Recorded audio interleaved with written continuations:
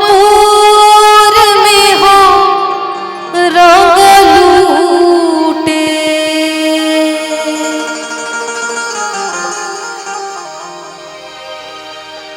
बाबा हरिहर नाथ बाबा हरि हो,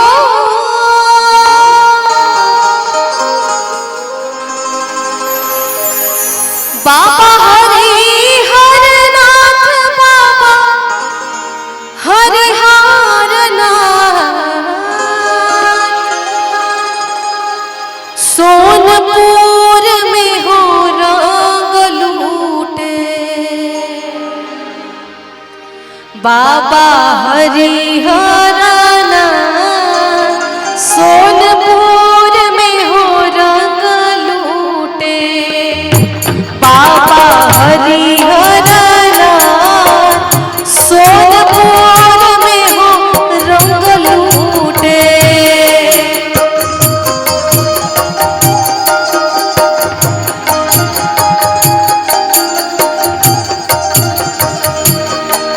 बाबा हरिहर नाथ। सोनपुर में हो रंग लूटे,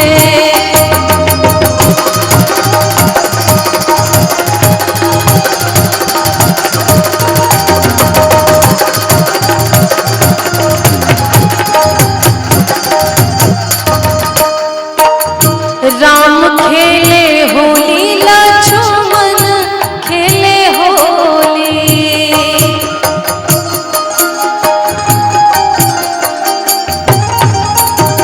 लंका गढ़ में रावण खेले होली।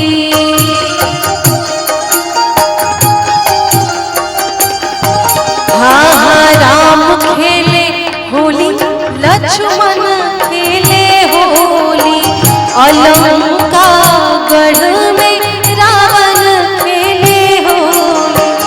भोला संगे खेले गौरा माई हो, होली हो होली हो। अरे भोला संगे खेले गौरा माई, सोनपुर में हो रंग लूटे, बाबा हरिहर नाथ। सोनपुर में हो रंग लूटे, बाबा हरिहर नाथ। सोनपुर में हो रंग लूटे,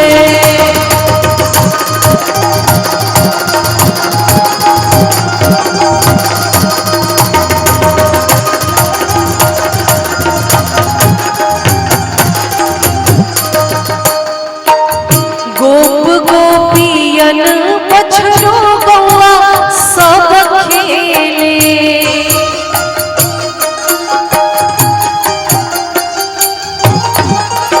बुढ़ऊ सब खेले नगर के गौआ सब खेले।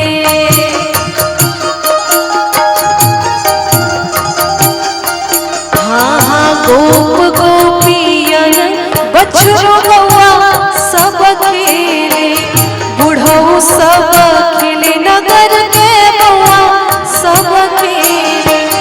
कान्हा के अबीर राधा माथ हो, होली हो होली हो। अरे कान्हा के अबीर राधा माथ, सोनपुर में हो रंग